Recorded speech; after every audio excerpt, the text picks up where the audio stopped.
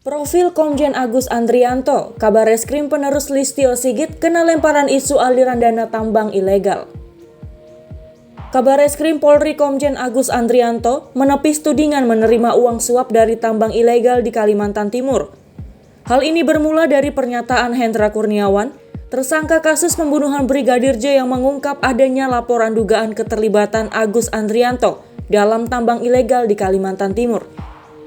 Dalam pernyataannya, Agus disebut menerima setoran sebagai uang koordinasi. Ferdi Sambo juga mengatakan pada wartawan di PN Jaksel bahwa ia menekan surat laporan penyelidikan saat masih menjabat Kadif Propam. Dalam laporan itu, Agus disebut menerima uang koordinasi Ismail Bolong senilai 2 miliar setiap bulannya sebanyak 3 kali, sehingga totalnya 6 miliar. Lantas siapa sebenarnya Agus Andrianto? Simak profil Komjen Agus Andrianto berikut ini.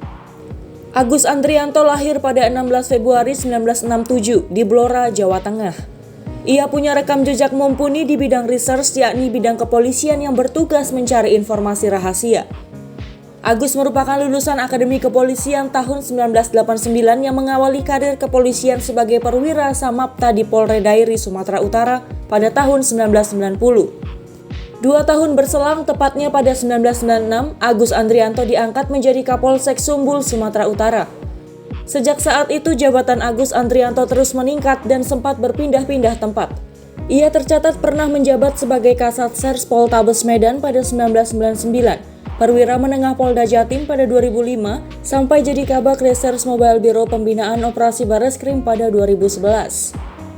Kemudian pada 2015, Agus Andrianto juga menjabat sebagai Direktur Psikotropika dan Prekursor Deputi Bidang Pemberantasan di Badan Narkotika Nasional atau BNN.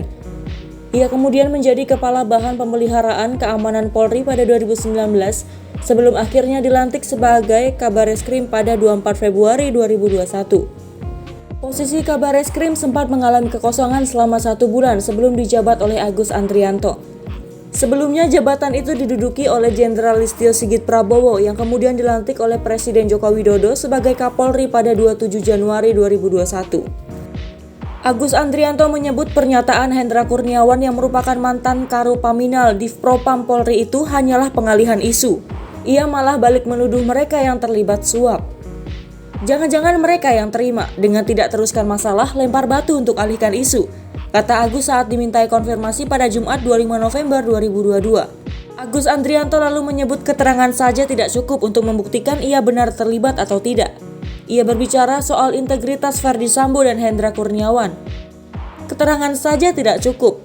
Tanya ke anggota di jajaran kelakuan HK dan FS. Kenapa kok dilepas sama mereka kalau waktu itu benar? Ujarnya.